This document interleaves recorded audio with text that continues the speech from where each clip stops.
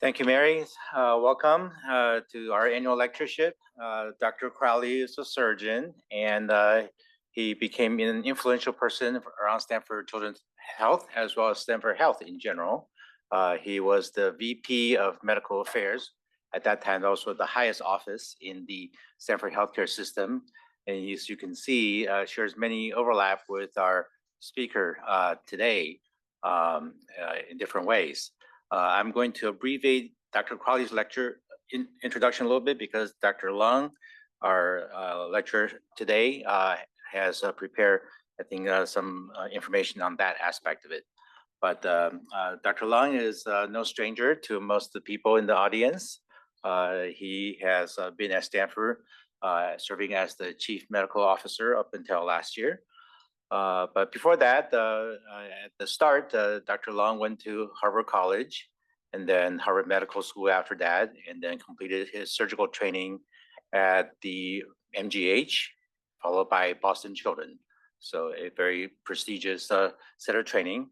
And I can say this because I also went to the same medical school, but we call that Preparation H.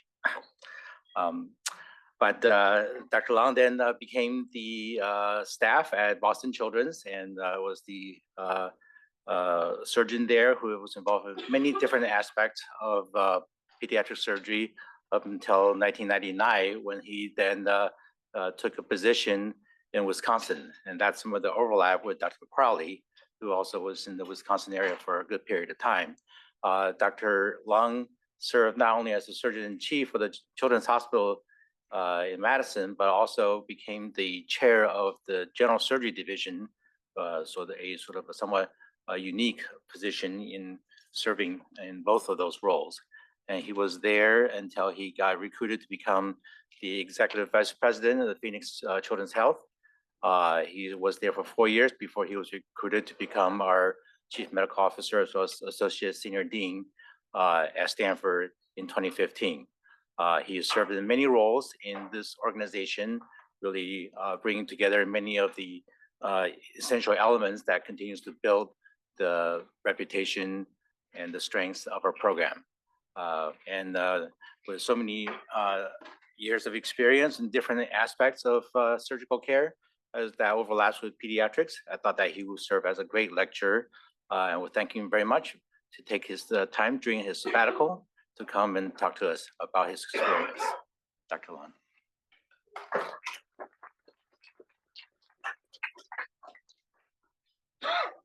Thank you, James. It's really an honor and a pleasure for me to be here today to give the Lawrence Crowley lecture. I apologize, I'm hobbling around a little bit because I had some foot surgery last week, but I'll be back kicking field goals again quite soon, I hope. After what Dr. Han has been through, I gotta, she's raised the bar pretty high, so we got to rehab real quick here.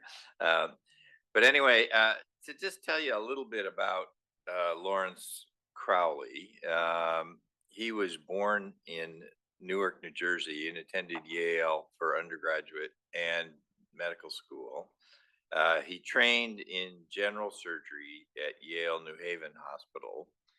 And during his surgical training, both his wife and son contracted polio. And his wife's polio was extremely serious. She actually just barely avoided having to need an iron lung. One of the reasons why I bring this up is because tomorrow, the crazy man who's an anti-vax guy is going to have hearings in Congress. But Crowley went to do a vascular fellowship at Emory. And the reason he went to Emory is that his wife went to Hot Springs in Georgia to be treated for her polio, which is, as you all know, was the resort that, or the spa that FDR built when he had polio. He then moved to Southern California to the Kaiser after a few years at Yale, going back to Yale, went to Kaiser because they thought that Southern California would be better for her health. Their son, by the way, completely recovered from polio.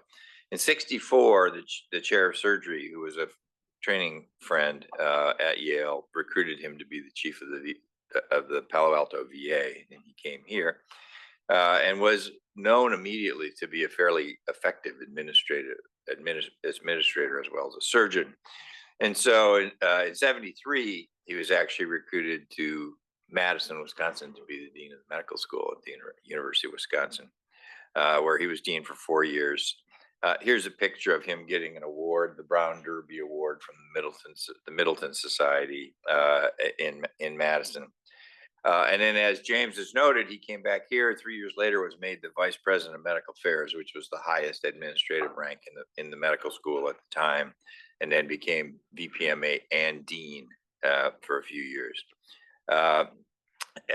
After he stepped down, he actually joined the Packard board, and for those of you who don't know too much of your history of Packard, Packard was chartered in 1985 as the new children's hospital at Stanford, NCHAS, and had its own board. And obviously, Mr. and Mrs. Packard gave their $60 million gift to found the hospital.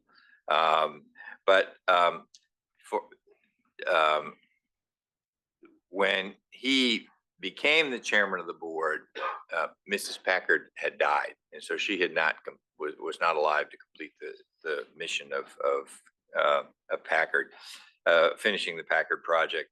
So Crowley, as chair of the board, actually carried the water on that and pushed it through. There was not great sympathy in the Stanford community for building a children's hospital, but Crowley was one of the people who pushed it across. And you saw this. Mary gave you a list of prior speakers. Actually, pretty exotic bunch. Phil Pizzo, former dean. Hugh Brodemish, former chair. Todd Punske was last year. I don't know if this is actually the 25th year of the lecture or not, but it's been around for at least 25 years. But I do share a certain kinship with Crowley, which is kind of fun. We're both surgeons, both administrators, both trained in the Ivy League, both spent time at Wisconsin, and both committed to creating a world-class children's hospital. When I was in Wisconsin, I was very involved in the development and building of the American Family Children's Hospital in Madison, which is on your left there. And then obviously Crowley was very instrumental in getting Lucille Packard completed and opened in 1991. And Susan Packard Orr said, after my mother died, well before the hospital was built, Dr. Crowley made sure that their common vision was fully realized with the new facility. Without his leadership, we would not have the world-class children's hospital that we have today. So I think that's very important for us as Packard and pediatric providers in this community to understand the importance of Lawrence Crowley to the development of our hospitals. I don't have any disclosures to make. My comments will be decidedly surgically biased and with a bit of Boston influence. And you may get a little bit of political overtone because it's pretty hard to avoid these days. So let's think about pediatric surgery as a platform for innovation. I think we all recognize Dr. Chow here in the operating room. Well, why would Dr. Chow be doing what Dr. Chow does? Well, she might be operating on trauma patients. She might be taking out a tumor. She may be trying to control hemorrhage or infection, obstruction, intractable pain. But what's a little different about pediatric surgical specialties versus adult surgical specialties is that we have to deal with congenital anomalies and we have to deal with a lot of functional deficiencies. And so a lot of the innovation that goes on in pediatric surgery is not only to improve techniques so we can deal with the top things on the list here, but also to figure out how we can better fix congenital anomalies and better improve on functional deficiencies. So going back, surgeons make this quote all the time. If I see further is by standing on the shoulders of giants. It's attributed to Isaac Newton. He actually probably didn't say it. It was probably said by John of Salisbury in 1159. you're going to find out I'm kind of a historian here.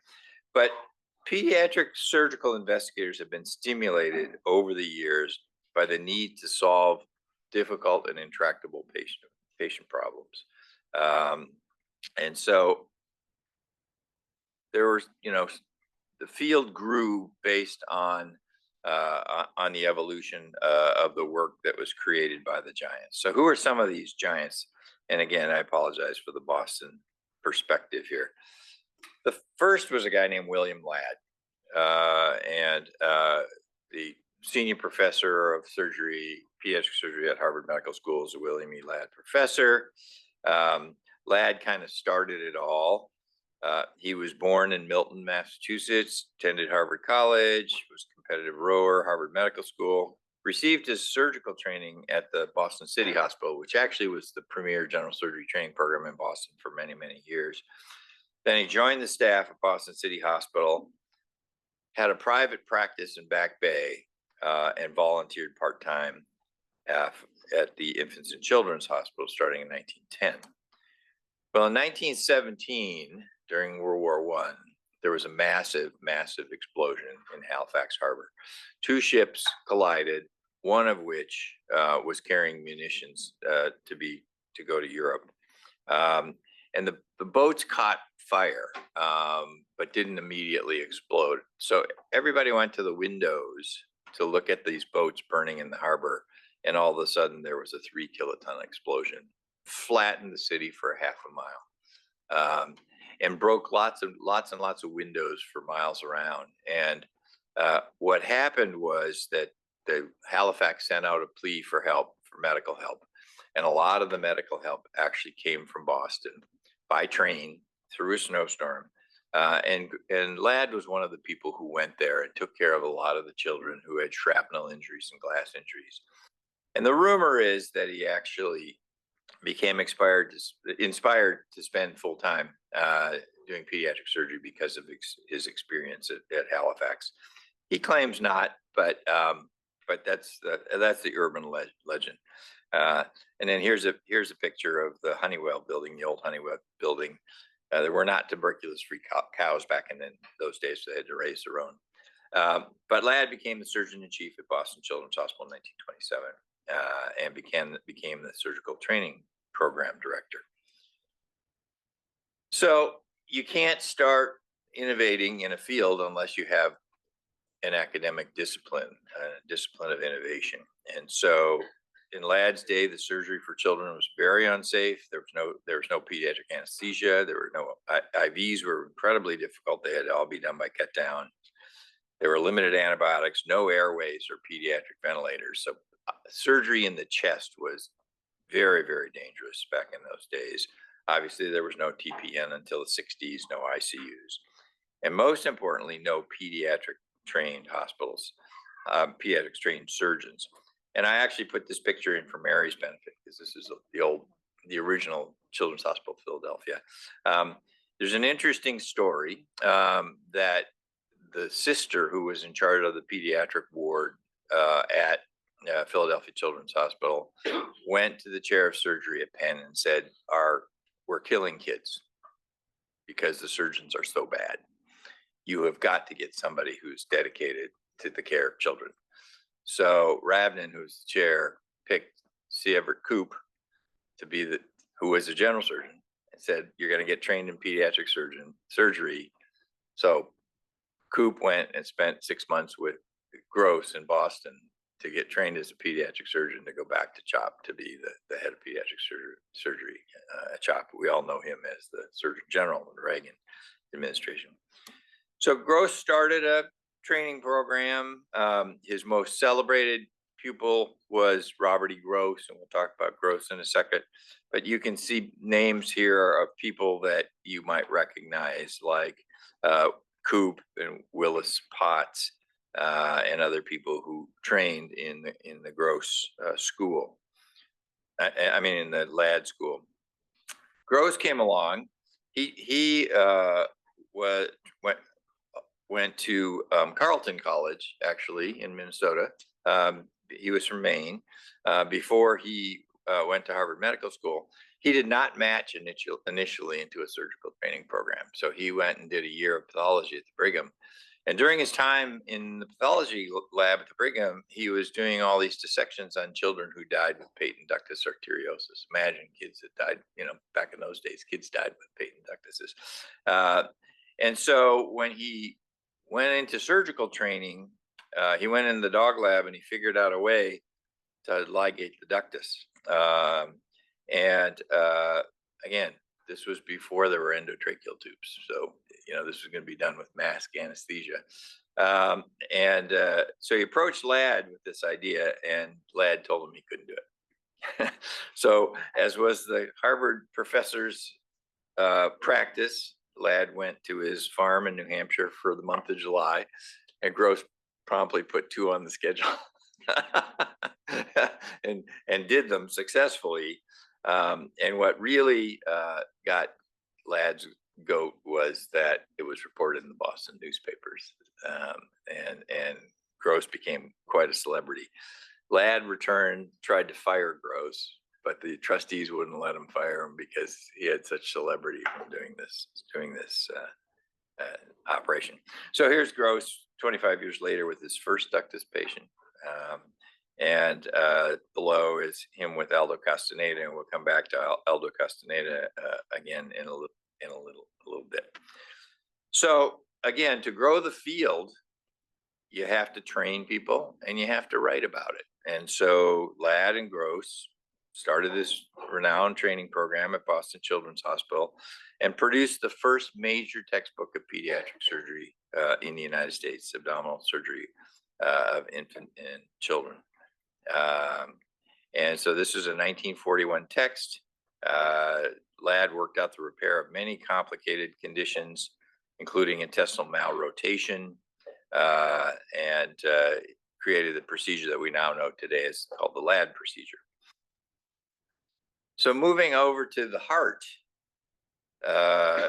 obviously the chest was kind of a forbidden place to operate because we didn't have any airways or anything like that. But as that got better, and Gross opened the door by doing the ductus, other things came along, and the University of Minnesota Department of Surgery was extremely innovative under a guy named Owen Wangenstein, and his staff included some really renowned people like Varco, Norman Shumway, who was the chair of surgery here for many years, Dick Lillehei, Christian Barnard, and Aldo Castaneda, who went to Boston Children's and with whom Frank Hanley worked for 3 years.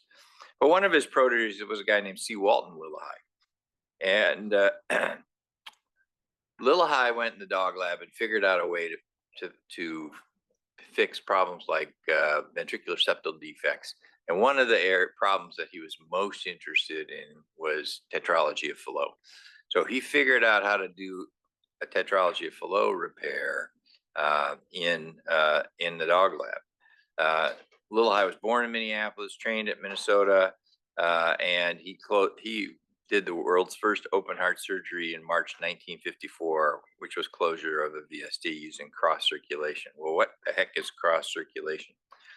So they were working out how to develop a cardiopulmonary bypass machine at Minnesota, and it wasn't working. It was very, very unstable, and the oxygenator just was a problem. So Lillehei said, well, why don't we just use mom or dad as a cardiopulmonary bypass machine? Kind of a crazy idea. I don't think it would get through the IRB today. Operation with potential 200% mortality. But Wangenstein backed him up, and they went to the operating room. Actually, if you read the book about Lillehei, which is called King of Hearts, there's a handwritten note from Wangenstein that says, by all means, Walt, go ahead. That was his IRB approval. But he actually successfully did a VSD closure using a father.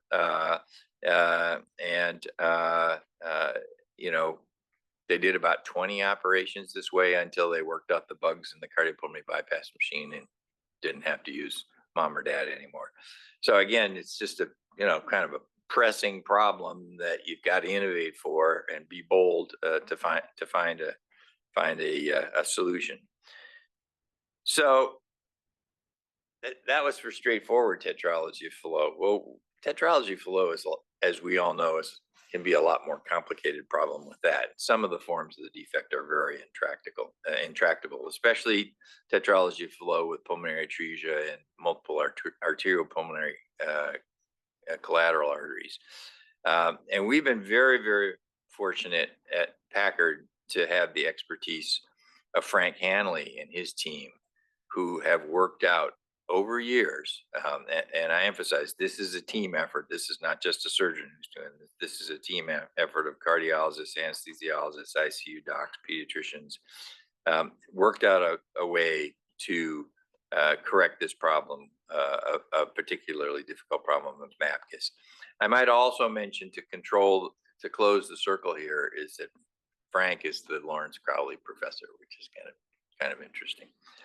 But here's the 20-year experience with pulmonary atresia or stenosis with MAPKIS, and you can see, what an incredibly profound outcome this is on the survival of kids with this particular problem. And this is just persistent innovation and willingness to just try and solve these problems. So let me flip back to a difficult surgical problem, and that is the problem of esophageal atresia. We all know on the left side, you can see there are 5 different kinds of esophageal atresia with tracheoesophageal fistula. Back in the day, when it was too dangerous to operate in the chest, these patients were treated with what was called a subcutaneous skin tube. So they created a tube out of skin grafts in the subcutaneous tissue of the chest, hooked it up in the neck, hooked it up to the stomach, and then when the children swallowed, they would just push their food down. Problem with these is these tubes all got squamous cell cancer. Not a very good solution. So there was a guy at Boston Children's Hospital back then in those days in 1940 named Tom Landman, and Landman tried to solve this problem, and never did. And he actually in 1940 published a series of 30 attempted repairs, all failures. This actually takes a huge amount of courage to make a scientific report like that. But the learnings from these operations paid off in 1941 when Cameron Haight, who was at the University of Michigan, successfully performed the first ligation of esophageal atresia fistula and put the ends of the esophagus together. Now, again, that wasn't the end of the story. It's just the beginning of the story, because esophageal atresia remains, even today, a very difficult problem for us. Kids, they have leaks, they have strictures, they have recurrent fistulas. You can have long segments of atresia where it's really hard to try and get the ends together. You can have multiple fistula, reflux, and then you also have the situation where you have multiple anomalies like bacterial.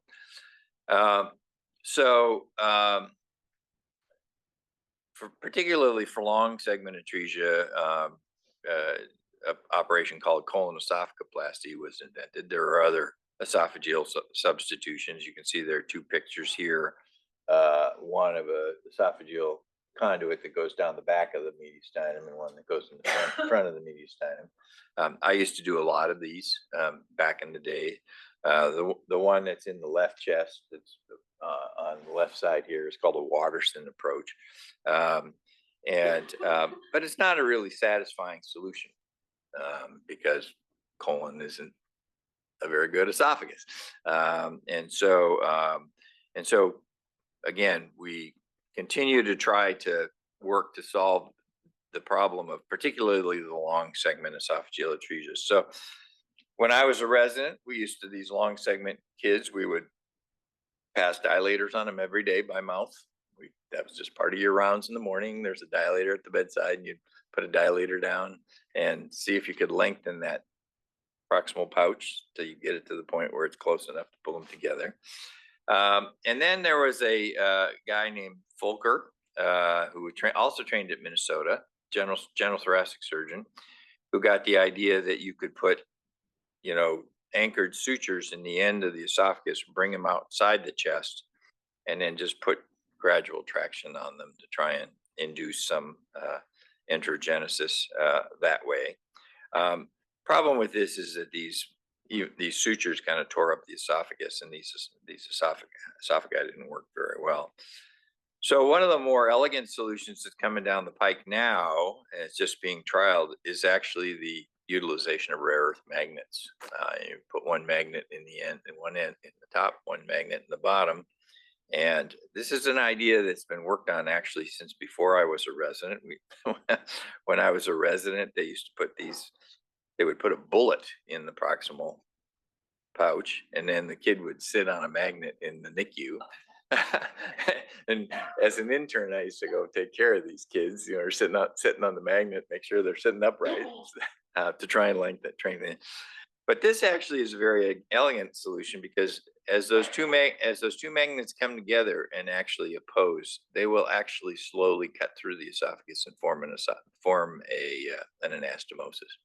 And then the child passes the magnets out his or her bottom. So this is I think a pretty interesting and elegant solution that is again thinking outside the box to solve a problem that persists. So I would be remiss if I didn't mention that we've got a pretty formidable tension enterogenesis lab effort going on here at Stanford in Dr. Dunn's lab. And this is a paper from Dr. Dunn and Dr. Mueller that, kind of was proof of principle, where they actually put a tie around the intestine, tied it to a spring on the abdominal wall, and just stretched it. And they were able to induce growth and length that way. It's gotten much more sophisticated than that, and they've developed this spring device called the Eclipse XL1 that they put in the intestine, and actually by tension just induces the intestine to lengthen and grow. James and I were talking about this last night. There's a lot about this we actually still don't understand. But if you can lengthen particularly the terminal ileum, there appear to be a lot of trophic things that are going on there that allow children to get off of TPN. But this is in clinical trials here at UCSF. Actually, if you go to the UCSF website, they got this big, sexy website now. And I think, James, you said Boston and Cincinnati are also going to be trialing this soon. So again, you take a surgeon, send him to Caltech, and he comes up with an elegant bioengineering solution. So I just want to say a thing about ECMO. So you go back to the heart-lung machine. There was a lot of people that were trying to come up with solutions to how to solve pulmonary failure in children and adults. There's a guy named Warren Zapal at the Mass General who ran a trial on using ECMO to try and rescue adults with pulmonary failure. It actually failed. The trial failed, and they gave up. But in 1972, Bob Bartlett, who at that time was a surgeon at UCI Irvine, he ultimately ended up spending most of his later career at the University of Michigan.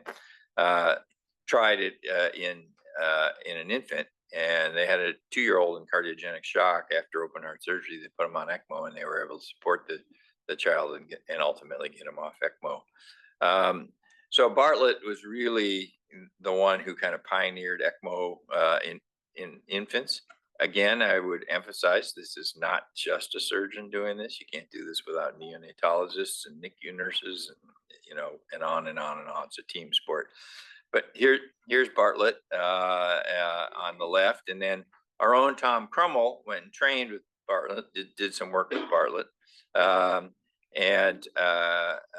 then went to the Virginia Commonwealth University, where he actually tried this technique on congenital diaphragmatic hernia patients, and he was the first one to show some efficacy for the use of ECMO in diaphragmatic hernia, which was 80% mortality. So,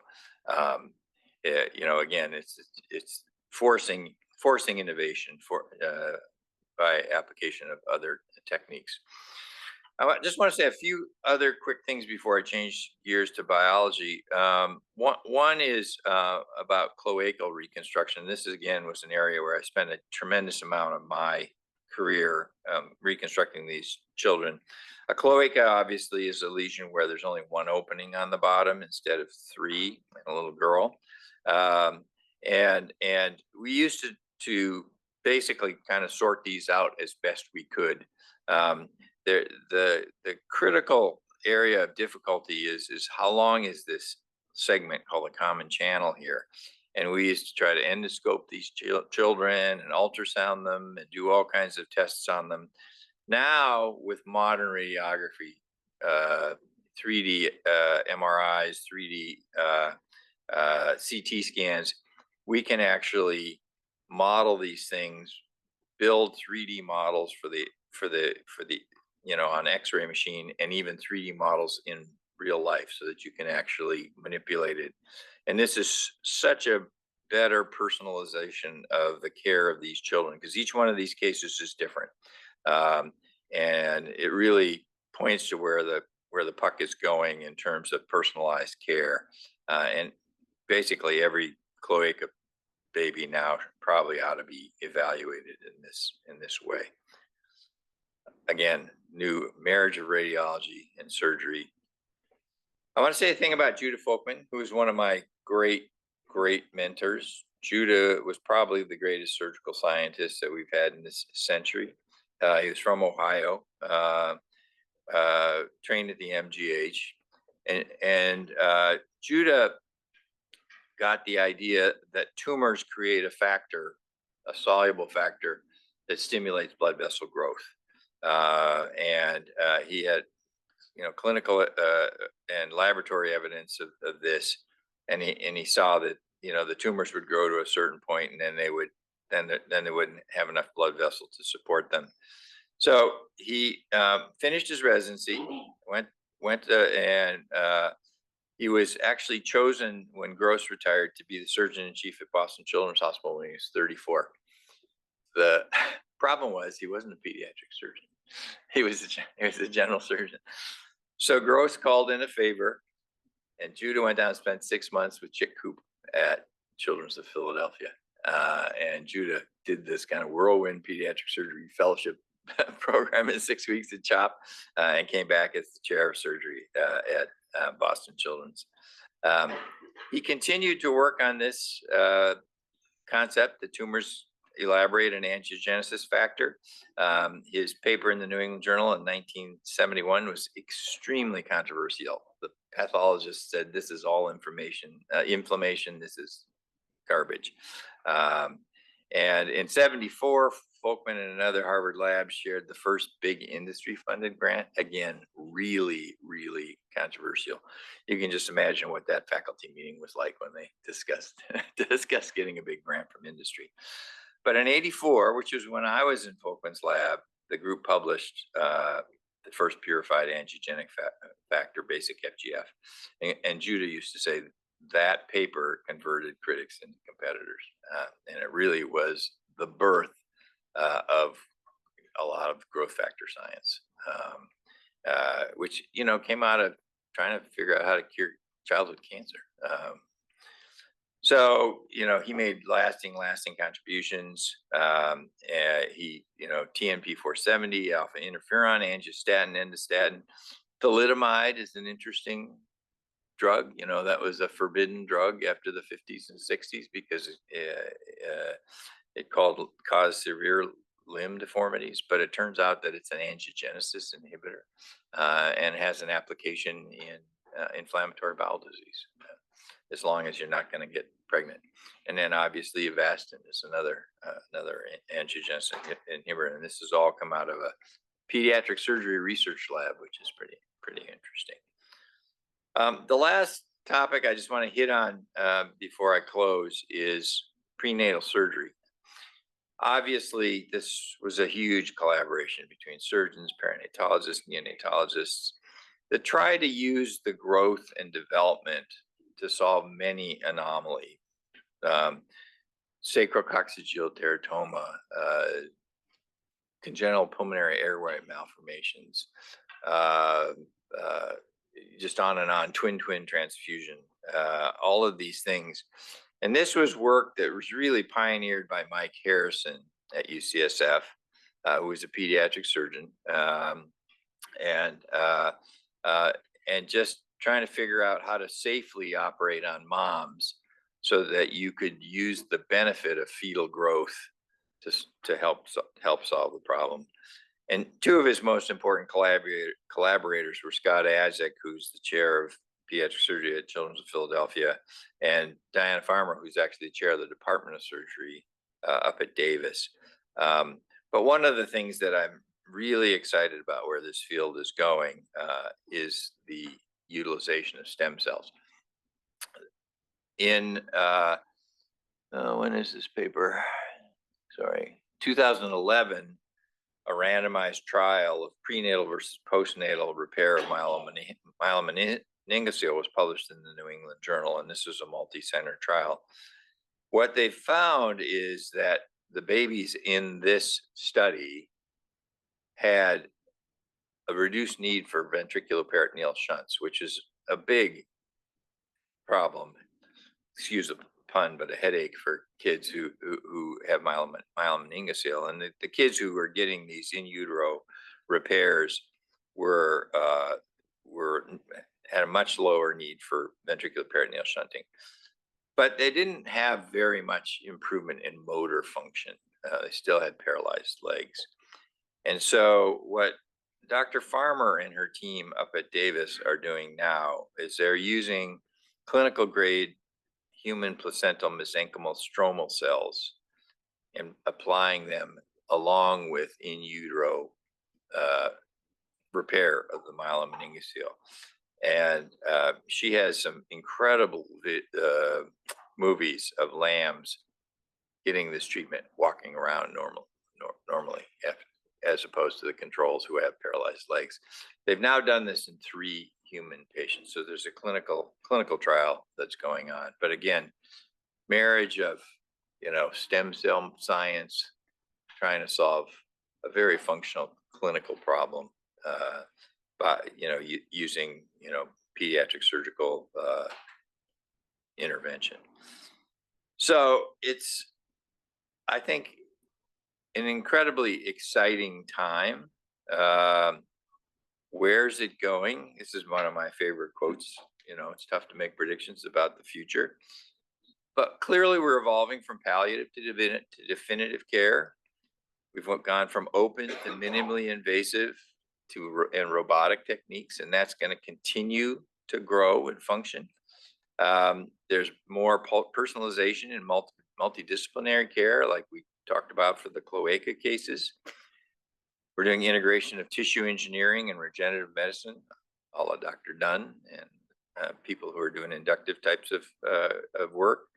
And then lots of applications for stem cell growth factors, gene therapies with surgery.